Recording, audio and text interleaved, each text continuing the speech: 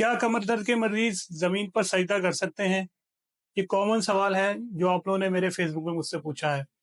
और ये भी पूछा है कि डॉक्टर साहब आपका क्या प्रोटोकॉल है? आमतौर पे तो ऐसा होता है कि जो भी कमर दर्द का पेशेंट है, उसे हम कहते हैं कि हमेशा चेयर पे बैठकर नमाज पढ़े। लेकिन यही सवाल आप लोगों ने किया है कि डॉक्टर साहब आपकी क्या राय है इसके अंदर? देखिए, मैं ये कहता हूँ कि अगर कमर दर्द का मरीज मेरे पास आता है ओपीडी के अंदर और उसको सियाटिका पेन है, अरकुन निसा है, सबसे पहले उसकी डायग्नोसिस बहुत ज़रूरी है। और अगर सेवेरिटी उसकी ज़्यादा है, तो मेरा मशवरा हमेशा ये होता है कि वो जो है एटलीस्ट 2 हफ्ते के लिए चेयर पे बैठ के नमाज़ पढ़े। लेकिन देखें, सजदा जो है ना ज़मीन पे करना बहुत ज़रूरी है। अगर आप हमेशा चेयर पे बैठ के नमाज़ पढ़ेंगे, तो आपकी कमर के मसल्स जो हैं दिन-ब-दिन वीक होते जाएँगे।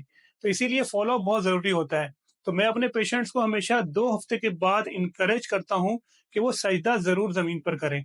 एट लीस्ट फजर के 2 फ़र्ज़ और इसके साथ मगरिब के जो 3 फ़र्ज़ हैं, वो तो लाज़मी आप जो है पूरा प्रॉपर तरीके से सजदा करें। जब आप सजदा करेंगे तो आपकी पूरी कमर के मसल्स खुलेंगे और अल्लाह ताला ने इसमें बहुत बरकत रखी है। तो मेरा प्रोटोकॉल हमेशा ये होता है कि शुरू के 2 हफ्ते के लिए पेशेंट को रेस्ट का कहा जाए और उसके बाद 2 हफ्ते के बाद पेशेंट की कंडीशन देख के उसको पहले फ़र्ज़ का अलाउ करें, फिर आहिस्ता-आहिस्ता उसके साथ फ़र्ज़ के साथ-साथ फ़जर, ज़ोहर, असर, मगरिब, इशा सब नमाज़ों के लिए सजदा अलाउ करें। तो ये डिपेंड करता है पेशेंट टू पेशेंट, पेशेंट की कंडीशन क्या है।